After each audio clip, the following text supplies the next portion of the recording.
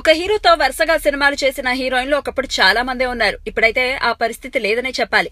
ఒకవేళ ఒకే హీరోతో 2-3 సినిమాలు చేసినా వరుసగా చేసే పరిస్థితి మాత్రం లేదు. అయితే ఆ పద్ధతి మార్చేసింది నివేదా థామస్. వరుసగా 3వ నానితో జత కడుతోంది ఆమె. నివేదా తెలుగు తెరకు పరిచయమైన సినిమా జెంటిల్మెన్. ఇందులో హీరో నాని.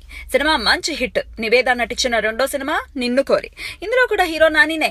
ఆ సినిమా కూడా సూపర్ డూపర్ హిట్. ప్రస్తుతం ఆమె ఎన్టీఆర్ తో జైలవకుశ చిత్రంలో నటిస్తోంది. ఇదిలా ఉంటే త్వరలో ముచ్చటగా 3వ నానితో జత కట్టబోతోంది నివేద. మేర్లపాక గాంధీ దర్శకత్వంలో నాని నటించనున్న చిత్రం కృష్ణార్జున యుద్ధం. ఇందులో నాని ద్విపాత్ర అభినయం చేయనున్నట్లు టాక్. ఇప్పటికే జెండాపై కపిరాజు, జెంటిల్మెన్ చిత్రాల్లో ద్విపాత్ర అభినయం చేశాడు నాని. కృష్ణార్జున యుద్ధంలో తాను ద్విపాత్ర అభినయం చేస్తున్న మాట నిజమైతే నాని ద్విపాత్ర అభినయం చేసిన 3వ సినిమా కృష్ణార్జున యుద్ధం అవుతుంది. ఇదిలా ఉంటే ఇందులో ఓ హీరోయిన్ గా నివేదా థామస్ ఎంపికైంది.